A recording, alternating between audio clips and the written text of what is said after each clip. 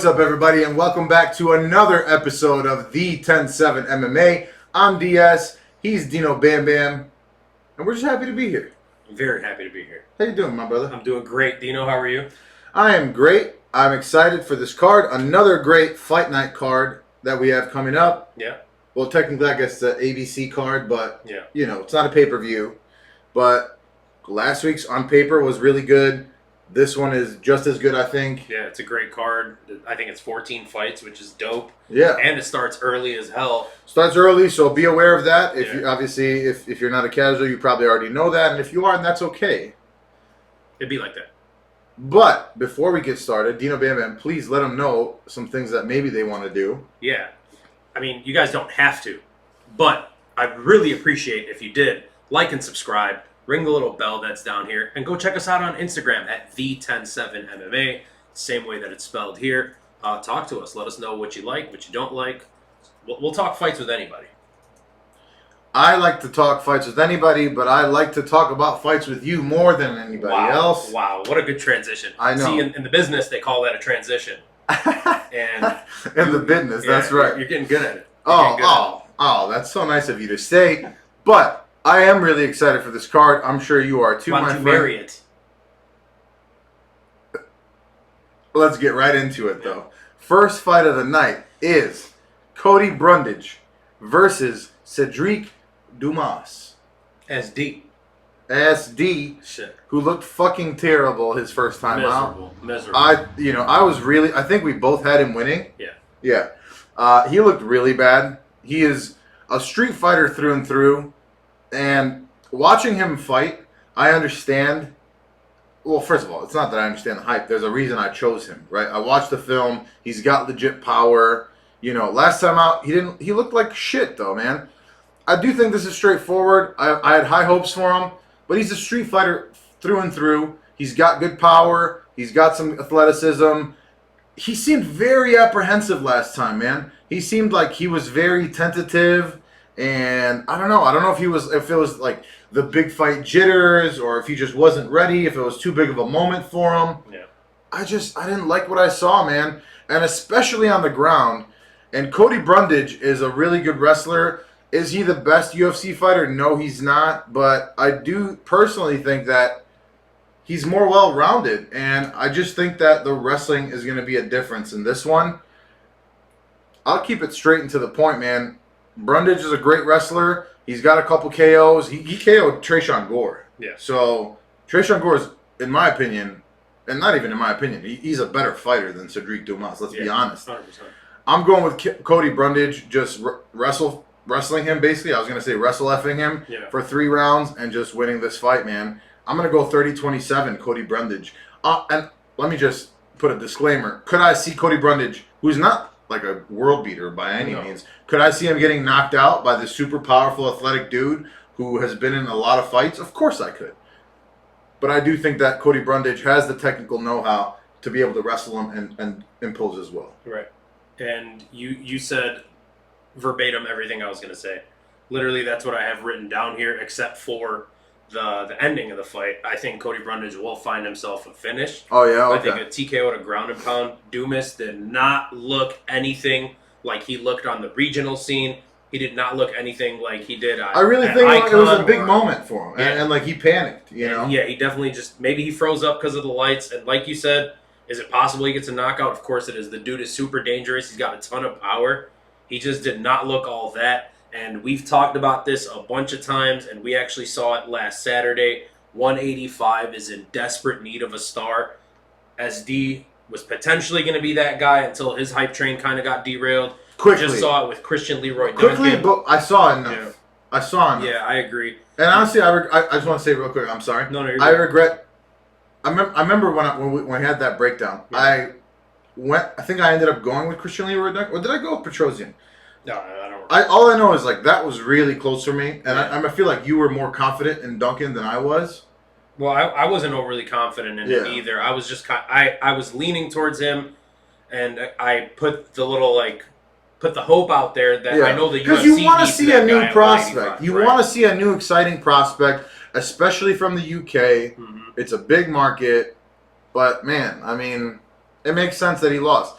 this is kind of similar, but I think Dumas, whatever you want to call him, is even more raw by a lot. Oh, by a ton. By a lot than Christian Leroy Duncan. And is his opponent as skilled as Petrosian? No. Petrosian? Absolutely not, man. But Cody Brundage is a dog, man. He's a heavy-handed wrestler. Like, he should have the advantage here.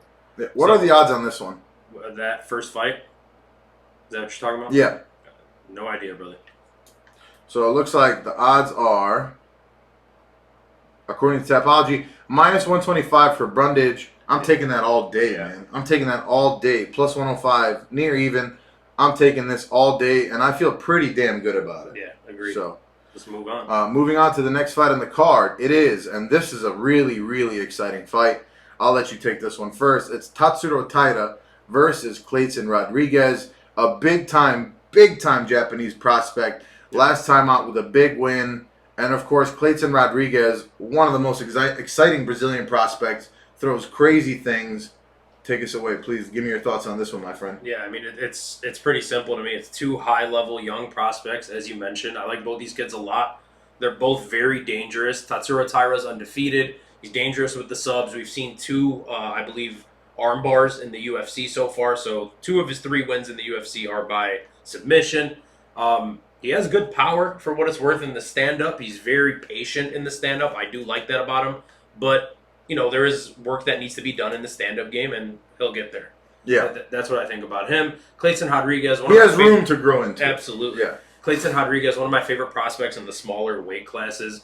Very good striking, good power, decent takedowns, good ground game. He's very safe on the ground.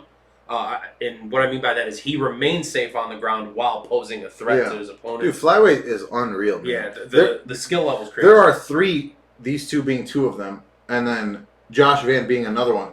Big-time prospects at flyweight in this card. Agreed, man. It's an exciting weight class, and I like that we see young guys in the UFC at the weight class that look like they have a future in the weight class. Absolutely. At plus 280 on Clayton Rodriguez, that's a little crazy to me. The Yeah. odds are a little nuts. I agree. I understand why Tatsuro Taira is a favorite and a pretty big favorite. Betting wise, I will be betting on Clayton Rodriguez. However, you're not putting him in a parlay. No, not at all. I'm not putting Tatsuro Taira in a parlay either. I would.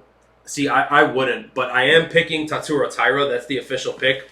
But I would not be surprised if Clayton Rodriguez wins this because Tatsuro Taira is so young. So, yeah.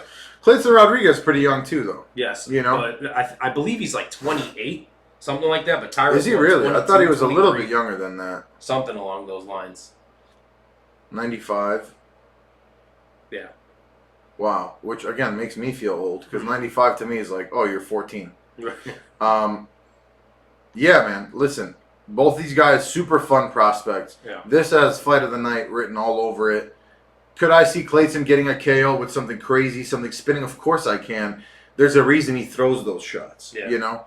I just think that Tatsuro Taira is savvy enough, even at his young age, to avoid those. And I also believe that throwing a lot of spinning, heavy attacks, right, that take a lot of energy, especially spinning attacks, leaves you open for takedowns. Of course. So that's why I think that Tatsuro Taira is going to get the sub in the second round of this one. Because I see Clayton Rodriguez maybe winning the first round and catching the heavier shots. Tatsuro Taira kind of trying to figure it out. But I think he's going to get his takedowns, man. I think he's going to get the takedowns. Too many spinning things, too many big motions for him not to. Agreed. Agreed. And like I said, I am picking Taira, and it's partially for that reason. And I do think he will end up being the better prospect between the two. But 95% to 5 on Tapology is a little crazy to me. Oh, that's Clayton insane, Rodriguez dude. has more than a 5% chance. That's insane, man. Yeah, that's nuts. Yeah. Is that all for that one? Yeah. Great fight. I'm excited. Really good fight. Moving on to the third fight of the night. It's Jamal Emmers versus Jack Jenkins. Are these two your boys? I feel like you like both these. I would say Jack Jenkins is more of a my boy. Yeah. I like Jamal Emmers a lot too. I'm not gonna lie, I really do. God, and I said this last time when we broke down his UFC debut. Jack Jenkins, like, I want to see him use his boxing, and you know what? The biggest thing for me is Don Shane is not like a world beater at all, and to me, Jack Jenkins made that fight too close. Yeah. So I think I'm leaning Emmers here, man. I've gone back and forth on this one. I have to tell you, but I think I'm leaning Emmers here, man. He has fought by far the better competition, and I don't know. I just feel like, dude, even his last fight, he beat Hussein Ashbakov, who was undefeated, 23-0. Yeah. Is he a legit 23-0? Who knows? But he's still one of those guys. Yeah. And Jamal Emmers did his thing. His only losses are to Giga Chikadze and Pat Sabatini, who looked really good his last fight.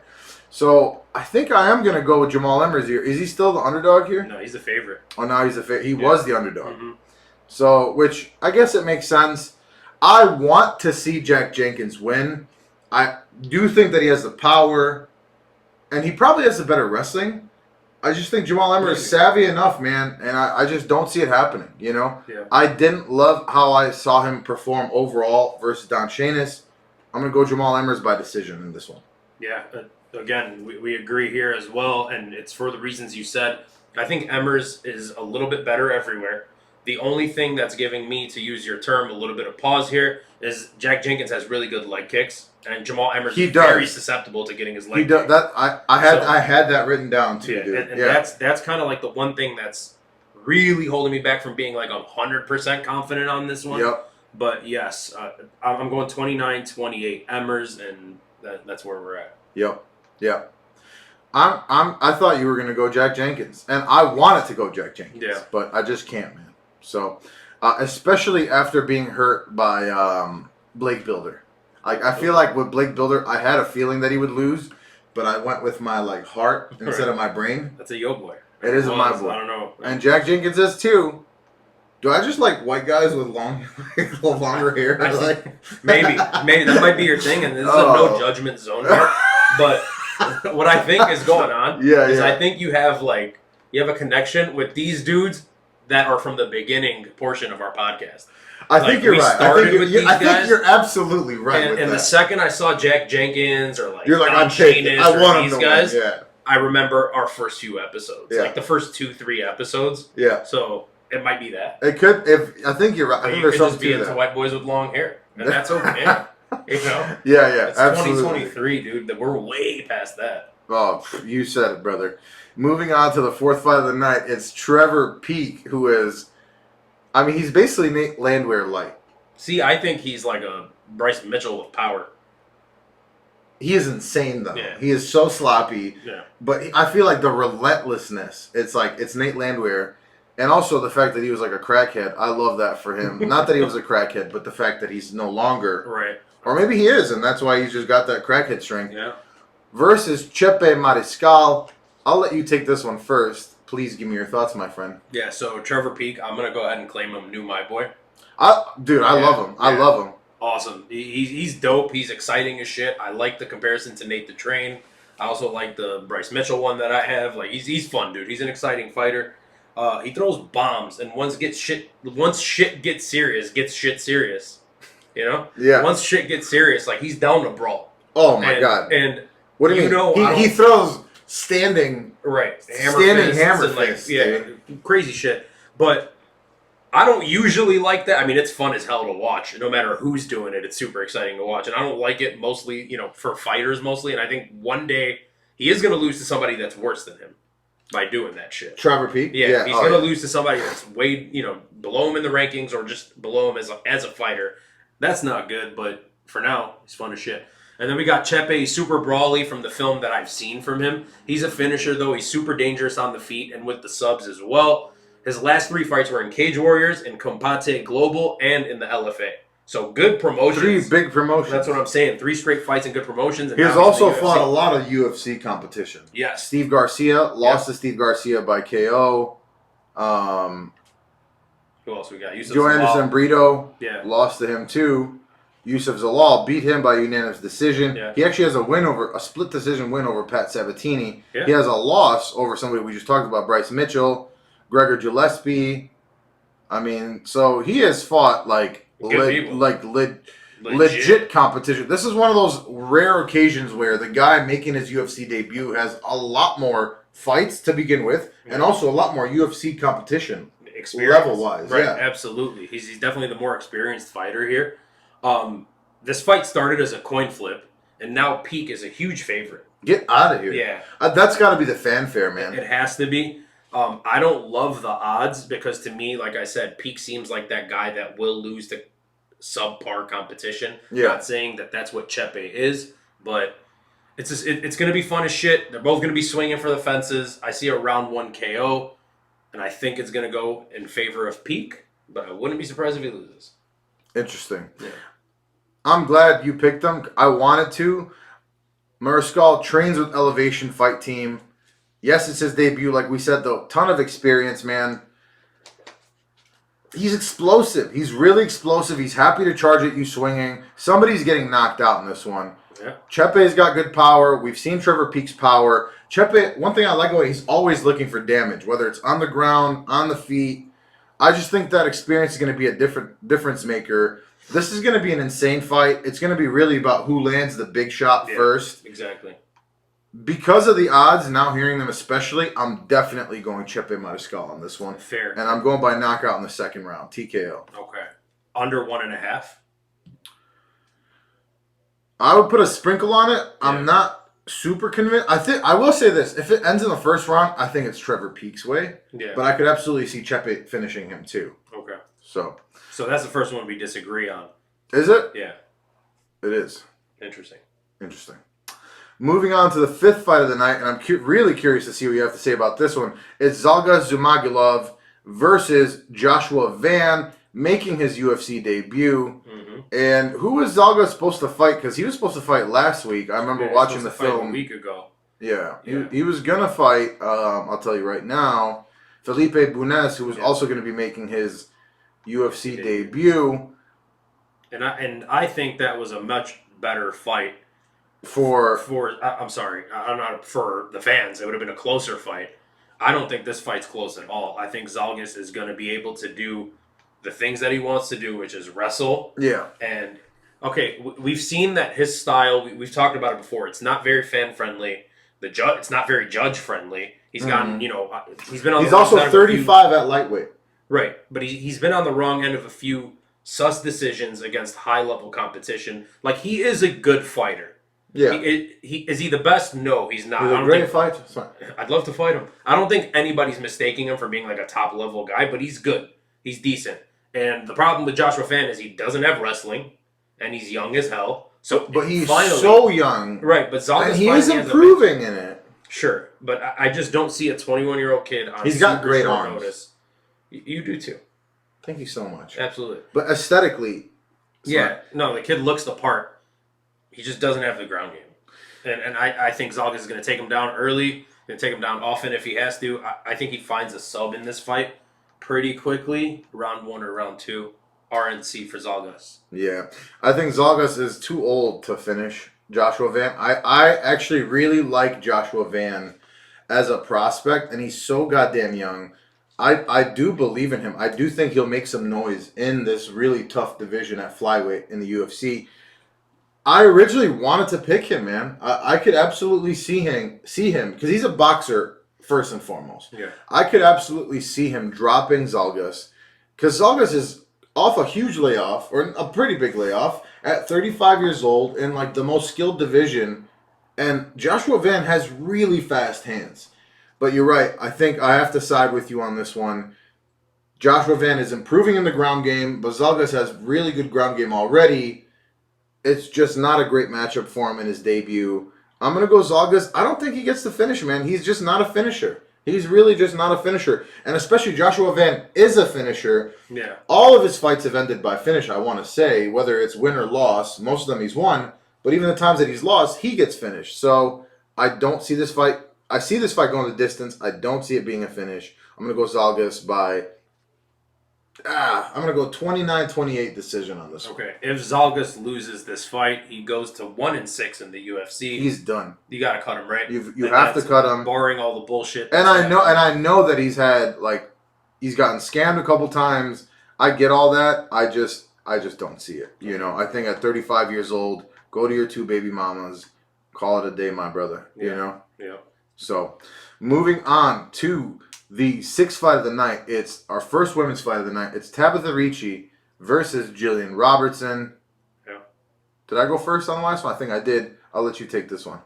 All right, cool. Tabatha Ricci, very good grappler, super strong on the ground. She does a good job landing ground and pound when she's down there, and she uses that to work her way into subs. She waits for her opponents to make a mistake and then pounces on it. She's opportunistic. She's a bit of a counter puncher, counter wrestler. Yeah. If that's the perfect way to put it. She's taking on the super dangerous Gillian Robertson. We know her game is the ground game. It's the submission game as well. Yeah. I think a lot of this fight will end up taking place on the ground, but I think Tabatha Ricci is smart enough to not get caught by Gillian Robertson. The age discrepancy is a lot smaller than I thought it was in this fight. Yeah. And the experience discrepancy is a lot closer than I thought it was as well. Mm-hmm. Like I said, Gillian Robertson, I think she's a live dog. I think if it hits the ground, she'll find a way to sub. She can find a way to sub anybody, but I just don't see it happening with Tabatha Ricci. I'm going 29-28 Ricci here. Yep. I don't think it's going to be too exciting. No, I fully agree with you. I don't think this is going to be exciting either. They're not bad fighters in their own right. Yeah. It's a weird matchup in the division. I think the biggest difference is going to be that I'm going Ricci as well, 29-28 decision. I have the same outcome as you. Yeah. I just think she's the better wrestler. She is. So I think in a women's fight, she has the better likelihood of ending up on top. But we have seen Gillian Robertson be successful from the bottom. Definitely. Definitely. I just think that against somebody like Tabatha Ricci, she's too savvy to lose it if she's on top. Or that's why I said decision too. I don't see either of them getting the finish. And both of them are okay fighters in their own right. But yeah, I see 29-28. Tabatha Ricci, the biggest difference. And they both have really good jiu-jitsu. Don't get me wrong. Yeah. I just think the wrestling is I just think Gillian Robertson can have a harder time getting Tabatha Ricci down, and vice versa. I mean, the jiu-jitsu advantage is in Gillian Robertson's favor. I don't know, man. I think it's close. But I don't think it's big. It's what I was getting at. Yeah. But, yeah, so we both agree 29-28 on this one. I'm very curious to see what you have to say about this one. Yeah. And it's Mateusz Rebecki. Why do they keep saying Rebecki when I watch the film? I don't know. Where's the M in there, bro? Who did we have last week that we had the same issue with? Forgot who it was on the last card. I can't remember now. But like a Rebecki, what the hell? Zach Palunga. Yeah. It's that's bizarre too. But this is even more bizarre because what's wrong with Rebecki? Where the hell's the M at? So, in any case, versus Loik Radzhabov. Radzhabov. Is this me? Sure, yeah. This one is actually really tough for me, man. I've gone back and forth on this one. Rebecki is so jacked. Yoked. And so jacked and short. But goddamn, he's a pit bull, dude. He's got the power advantage in this one. He probably has the striking advantage. He probably has the chin advantage, I think. Because we saw Loik versus, versus our boy Esteban Ribas. Yeah. He was winning, and when he took it to the ground, he was definitely winning. And he got some shots in on the feet, too. Yeah. But as the fight went on, man, Ribas was landing on him. And I know Ribas is a good prospect. I'm actually really excited to see what he ends up doing. Same.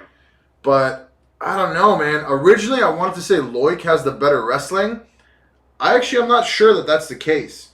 I think the power difference is going to be big here. We saw Loik get rocked by Ribas. Who's got a ton of power. Who's got a good amount of power, but look at the build of Ribas versus Rebecki, man. It's really, really tough for me, but I think Rebecki does eventually catch him and does get the TKO on this one. I'm going to go second round TKO. Both these guys, by the way, do not have the best cardio. Yeah. That's for sure. And I think that'll be a big factor in this one, too. But I think I've decided at this point, would I bet this? Probably not. I would keep this out of a parlay. I'll tell you that much for sure. But I think I'm going to lean Rebecki by TKO on this one. Yeah. To me, they're very similar fighters. I have that written down too. They're very similar. They're both wrestlers with heavy hands. They're high output. They're high pace. They have kind of shit cardio. Mm-hmm. They want to do the same things. They're both from the Dana White's Contender Series. Yep. They are very similar. I agree. I think there's probably a small edge towards Rebecki. and that's probably why he's the small favorite. The general consensus is that he is the better wrestler between the two. What are the Tapology odds picks on that one? Let's see. It's 33% Radzhabov, 68 for Rebecki. Interesting. Which doesn't add up. Is it a big minus 125? Yeah, so, if Radzhabov was a little bit of I think he was a bigger underdog before. Yeah, probably. I would have sprinkled a little on him.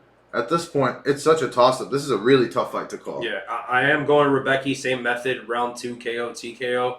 I think this has the opportunity to be fight of the night.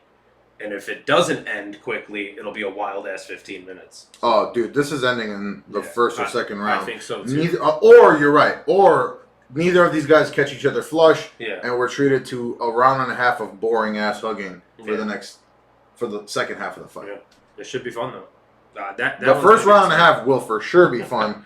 This is when you can't blink when you watch it. Yep. So, moving on to the 8th fight of the night, it's Randy Brown versus Randy Rude Boy Brown versus Wellington Turman. Let me ask you a question. And it's not what do they drink. It's not what do they drink. I did not want to do it for this one. It's not what do they drink. It's 3 questions. Why the hell is this match? What is this matchup? Yeah. Why the hell is it here? And why is it on the prelims? Yeah. What is this matchup? Well, Wellington Turman is making his welterweight debut. Yeah. So I guess they were looking. I feel like the timelines just matched up. Yeah, that's got to be what it is. You know what I mean? Because I don't think this is a close fight. You got Randy Brown winning by a lot. Me too. Yeah, and especially Wellington Turman, I think is going to have a tough weight cut. Yeah. You look like a big dude at 185. Also, we've talked many times on the show of the skill difference as you go down in weight. Mm-hmm. Randy Brown is a very skilled welterweight. Randy Brown is Wellington Turman is not a particularly skilled middleweight. No. And we saw last week what the top of the middleweight division looks like skill-wise. You were really pissed. Yeah. So, yeah. You went off. You were texting me going off. Yeah. So, if anybody knows the status of the middleweight division in terms of skill, it's you right now. So, but yeah, give me the details. It's not the guys that are doing it. It's not the guys that are fighting at 185. It's just me. Well, no, I get what you're saying, but from an outsider standpoint, right. Let's say. Anyways, I think Randy Brown is too good, to be honest with you. Don't let that last fight fool you. That was Jack Della. That was a high-level prospect. Yeah. Halfway across the world in front of the dude's home. And Randy was like holding his own until he got absolutely caught. Yeah.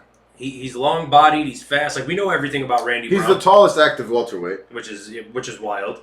The thing with Wellington Turman that throws me off is he's a grappler. He looks powerful as hell, but like he doesn't have any striking power. He's very strong. Yeah. He's a very strong guy, but he doesn't have power. Yeah. It's really weird to me. Like, on the feet, he just ain't it to me. I don't think the dude is very skilled. He's pretty slow at middleweight. I think he's going to be, slower at welterweight. Compared to Randy, for sure. That's what I'm saying. So, I think it's a huge mismatch. I don't think this fight makes any sense.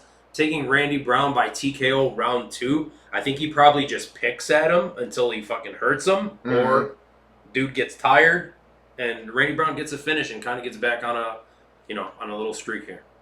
Yeah, and Randy also has a 6-inch reach advantage, and like you said, you pretty much covered it. I just think he's too savvy. Yeah, he's gonna pick at him from a distance. He's underrated as far as his takedown defense too. Like you said, last time out, Jack Della Maddalena. Obviously, Jack Della Maddalena is a huge prospect. Yeah. Or at this point, just a really good fighter. Randy Brown is a great boxer. He started as a boxer. Yeah. But it's not the same level. Jack Della Maddalena, when you first saw him, you knew he might be something special. Randy Brown is very good too. How's the cardio going to be for Wellington Turman coming down a weight class? How's the skill level difference going to be coming down a weight class? I'm going Randy Brown. I don't think he gets the finish. I'm going to go 30-27 Randy Brown. Dino, let me put it this way. You were talking about the middleweight division, and me and you had a long conversation after, the Marvin Vettori and Jared Cannonier fight, which we're not going to talk about now, but the state of that division is awful, right? Yep. So here we have a guy in Wellington Turman, and I understand that he's young, but he's not able to be ranked at 185.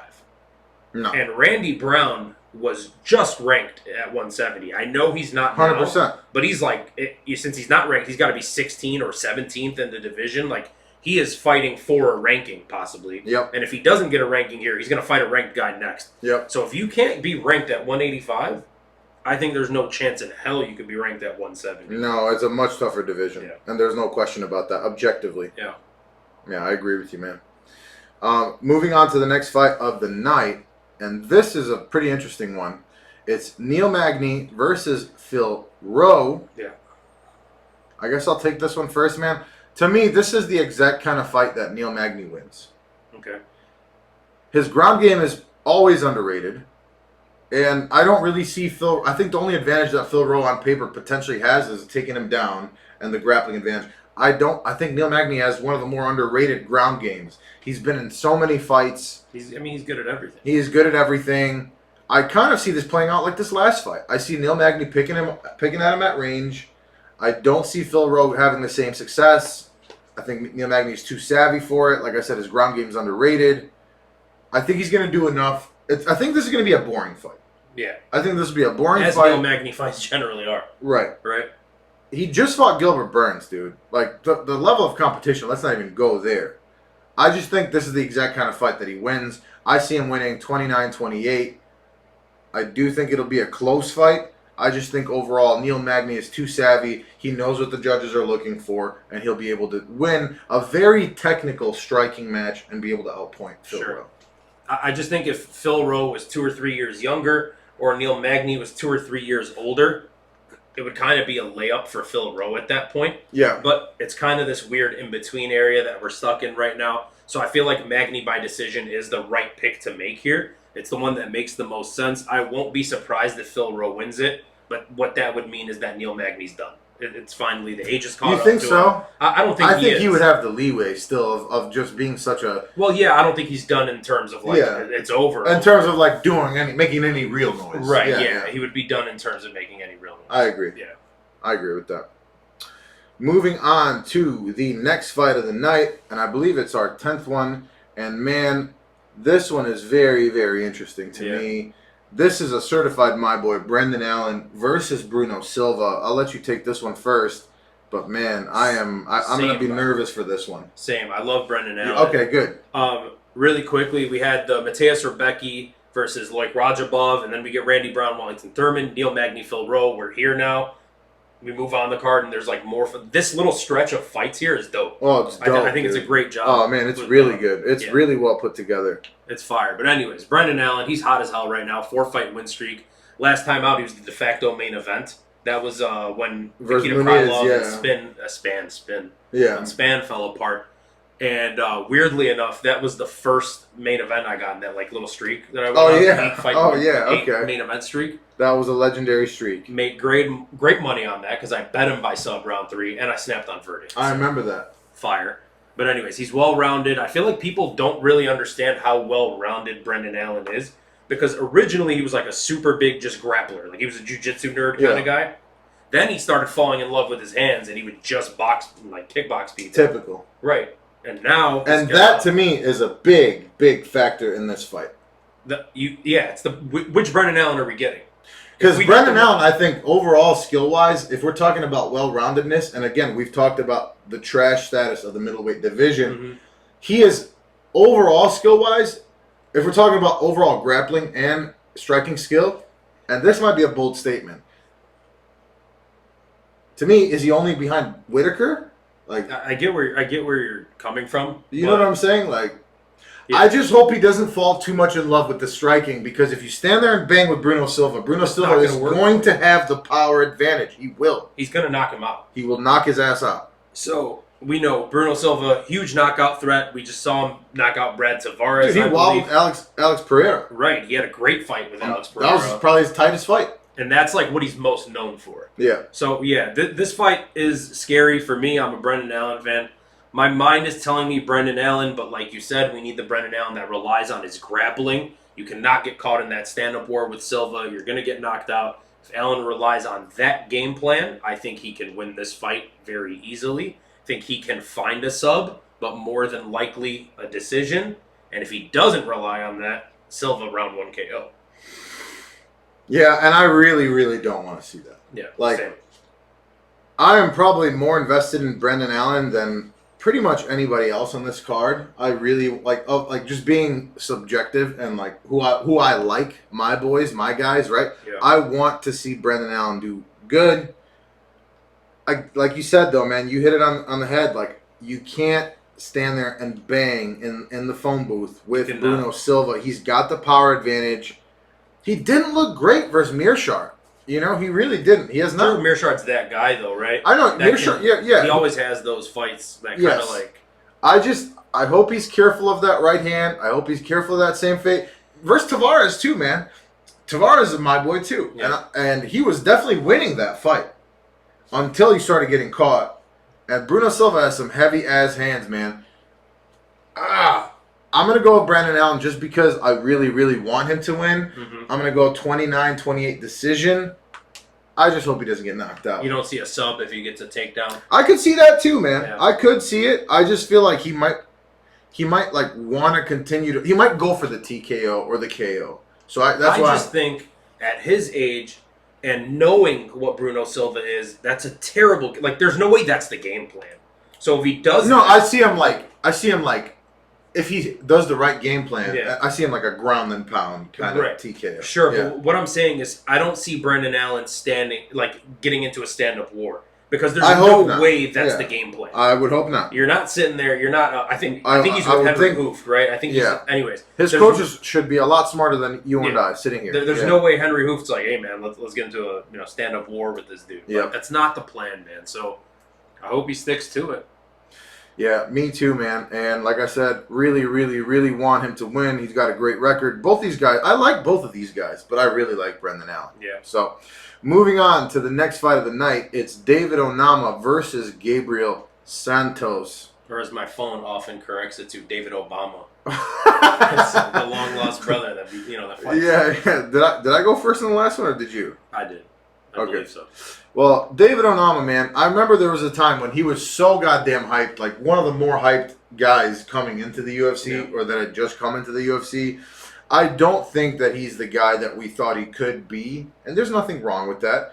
He's really good. He's got some power. He's got some technical striking, decent. He's not bad on the ground.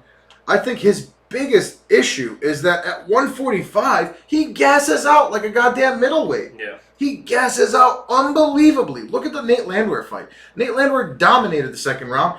David Onama's corner was literally asking him, and at the end of the second round, do you want to continue fighting? Right. And he did not give them a resounding yes. No, he didn't say anything. They just let him fight. They're like, okay, he's not saying no. Yeah. So to me, that's kind of pathetic, and that says a lot, right?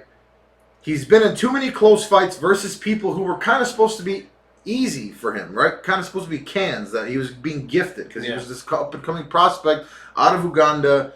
Good power. And good power. He looks the part. I think Santos is going to win this, man. I see a 29-28 decision. Santos, does he have the best cardio either? No, he does not. But he's definitely got better cardio than David Onama. I actually do think he's better on the ground, too. He's more savvy. He's more likely to go for the finish. He's not as strong, but I do think he's savvier, and he's definitely got the speed advantage on the feet, too. Yeah. So I think for those reasons, I'm going to go 29-28. Also, for what it's worth, the Lerone Murphy fight, I think Lerone Murphy's a better fighter than David Onama, to be honest with you. He's probably got more power, too. He's undefeated. Yeah.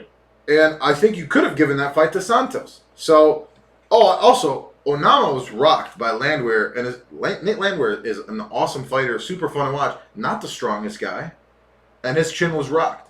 Santos ate some shots from Lerone Murphy, and where I was like, holy shit, how did he just keep walking after that? I think he has enough in the tank to win this. He's got the better chin, he's got the faster hands, and he throws some crazy shit too. I hope that doesn't end up his detriment, but I'm gonna go Gabriel Santos 29-28 on this one. I love David Onama. I think he's super exciting. He's fun as hell to watch. He's a knockout guy. You know what I'm saying? The dude has scary power for the division. Does he? And I think so. And we've mentioned that Nate Landwehr fight a bunch of times, and it is super fun. So watch that if you haven't. I'll always pitch that to newer fans. But I think Santos is the better overall fighter here. I believe that, and that's why I'm taking him here. But the odds are, again, wild to me for a guy that has power. What are the David Onama. What are the odds? The odds right now are at minus 240 for Dude, Gabriel wasn't Santos. Onama a favorite? Maybe, and Tripping, they may have flipped, but the odds are, they're wild to me. I don't think that's right, but I am going to go ahead and take Santos here. I feel like he'll get a sub. The cardio on David Onama is not great, and if Santos is able to kind of work his game plan, we assume the kid will gas. Maybe a third-round RNC, and if not, the decision that you were talking about. Yeah. Yeah. What kind of sub do you like, by the way? Here? Like... Or in general? Just like... You like turkey, provolone, like what do you like? Is a provolone sub? Is that a thing? You like turkey, turkey and Swiss? They're fine, like an Italian. Hey, I'll take like an Italian. Yeah? Yeah, like gabagool, some salam. Salam, gabagool. Alright, stuff like that. You know what's underrated as fuck, and Americans don't really... Mortadella. Mortadella, yeah, it's pretty good. I love it. Except I don't like the pepper chunks. Yeah. I don't like those. Who likes those? Who likes like, is that the green? Is that the olive or is that the green? What is that? Pistachio. Pistachio? Yeah, dude. Interesting. I like it. No, it's good. I'm just saying, it's weird. Yeah, that's one thing. My dad's like, I don't eat pork. And then I remember as a kid, like, this dude was doming mortadella from the fucking bag. Right. Like, that's pork, dude. Right. Man, subs are good. Yeah, subs are fire. Moving on to the next fight of the night. It's a heavyweight bout. It's Justin Tafa versus... These guys enjoy some subs. Well, Justin Tafa's had a couple, 2-3 subs in his life, that's for sure, brother. Versus Austen Lane. Give me your thoughts on this one. All right, Justin Tafa. He's a striker. He's powerful. He's got a good chin, decent kicks. Wants nothing to do with the ground game. Wants nothing to do with the diet, my guy. He is the guy that you look at him, and that's how he fights. Yep. You know, we talk about that all the time. He's big as hell. Right. Yeah. He's got a serious face. He don't fuck around. Yep. So you look at him, and you're like, oh, that's that guy. That's how he fights. Yeah. Sometimes it's not the case. It's very much so the case in this one. Then we got Lane, Austen Lane. He's jacked, former NFL player. Like polar opposites in the way these two dudes look. 6'6". Justin Tafa's never... Brother loves that extra pound. 266. Fire. Every time. He don't fuck around. He's never at 264, 265. Yeah. He's coming in at 266. 266. Austen Lane, 240, 245, and he's 6'6". He's got like a 6-inch height advantage. Yeah. Is it 6 inches? It's a lot of inches, brother. That's about an average amount of inches. But I just want to confirm that. Is it 6'6"? That's what they say. 6'6" versus 6. Yeah. And it's a 6-inch height and a 6-inch reach advantage. So do with that what you will. Yeah. And he's so much more athletic. Oh my God, so much more. He likes to use football tackles people. Yeah, he likes to use that grappling, and I'm assuming that's going to be the game plan against Tafa, because Tafa's not the dude that you want to stand around with. Yeah. We saw that in the last fight against Parker Porter, I believe. He just knocked him out. Knocked his ass out clean. Yeah, and I think, and maybe I'm in the minority. And that was a perfectly timed. He was waiting for that. And maybe I'm in the minority here, and I know we've discussed that conversation. We discussed that fight at the time. And I think that Parker Porter, it was only like a minute and a half. Yeah, it was. And I think that Parker Porter, like, it was leading towards, like, he's doing the right thing, and then he didn't. And it's like, that's the thing with Tafa. Don't make a mistake. And unfortunately, I think that he's the more skilled of these two fighters here. Oh, he's definitely them. I don't think it's close. Right. He has way more training. He has way more of a fighting background. And I think that eventually he's also got decent step into range and get touched up. Yeah. And I think it's a first-round knockout for Justin Tafa. I agree with you. I agree with you fully. Austen Lane, like you said, man, massive, really raw. Like, you can watching the tape on him, you can just kind of tell. Like, that football tackle is that could be a saving grace, man. He's got the reach advantage and all that, but I just think Justin Tafa knows that that's all Austen Lane has for him. Yeah. And yeah, man, I see him also he's going to get in. He's not afraid to get in there. And he's going to throw some wild overhand right, and he's going to catch Austen Lane. Also, Austen Lane, one of the more breakable noses I've seen in a while. Yeah. Yeah. It's a funky nose. But moving on to the... And by the way, just really quickly, I don't mean... I said, and this sounds mean, but I was saying, and unfortunately, Tafa gets the... But it's like, what I mean by that is, like, we know Tafa's not going to be anything in this division. Yes. You hope that we get some athletic, newer guys that are super athletic. But he's 35 years old, man. Yeah, but he's a new. He is, but also, you have to understand... You were a football player your entire life. Yeah. And I'm not saying that a lot of those skills don't translate. The explosion, the it's not athleticism kickboxing. translates. Exactly that, though. It's different. It's different, man. Like, how many athletic, big-ass dudes do you know that don't know how to fight? And I'm not saying that Austen Lane's that. Yeah. Austen Lane looks pretty good, man. Yeah, for a guy who's in his mid-30s, who's picking up MMA, who's been really active, he looks pretty good. Justin Tafa, is he a world beater either? No, he's lost to some trash-ass dudes. I think he's better than your average fat heavyweight. Yeah. And definitely better than most of the fat white guys. And I just see him, like you said, man, I see him catching Austen Lane. I saw Austen Lane rocked in his fights before the UFC. Right. I just think the skill level is going to be the difference. It is. So, moving on to the co-main event of the night, it's Amanda Ribas versus your girl, Maycee Barber. She's one of the Gaethje sisters. I can't fucking stand Maycee Barber. Why? What did she do to you? Huh? I'm not right. gonna. Relax. All right. Take a step back. I'll do that. Yeah. Here, can we rewind for a second? Yeah. All right. I'll take this one. Okay. Amanda Ribas. Okay. Versus Maycee Barber. Yep. We got a female co-main I'm sucking. event. What? Huh? Please go ahead. Female co-main event. Yep. You said you're sucking? I'm sucking it. What do they suck down? What do they drink? A female, what do they drink? Let's do that. God. Maycee Barber drinks like whiskey sours. Okay. She wants to be like one of the boys. She likes a little egg white cream. Okay. I don't know. Something like that. Amanda Ribas. You think Maycee Barber smokes cigars? Like she'll have a cigar? Nah, bro. No. Okay. Nah. Amanda Ribas. Amanda Ribas, by the way, the originator of Fight Chipis. Well, she's not the originator, but what? She said it. Oh. That was the first time I can see her doing like a tequila sunrise. Like a little bit of tequila, a little bit of cran and orange. I can see something like that. I like it. It's a fun drink for a fun, bubbly girl. And on that note, Amanda Ribas is better everywhere. Yeah. She's the better striker. She's the better grappler. She's fought immensely better competition. That being said, Maycee Barber by split decision robbery. I feel you. If that's the fucking case, yeah, I'm boycotting Maycee Barber. I'm gonna go fight her. I'm gonna fist fight her. If she's at International Fight Week, I'm throwing hands, bro. Yeah. Because that's what, 2 like super sus decisions, right? Already. Yeah. 2 super sus ones. Yeah, if this is another one, I'm sick of her with her big ass square forehead. I'm sorry, Maycee. You're a nice lady. You're a young girl. I shouldn't be talking shit about you. But come on. God damn it. Amanda Ribas needs to win this. And this is a nuts fight to me. Please, give me your thoughts. It's nuts in terms of what? Do you not think it's close? No, I don't think it's close at all. Okay, so I think, to me, Amanda Ribas passes the eye test way more than Maycee Barber does. Oh my God. That's pretty clear.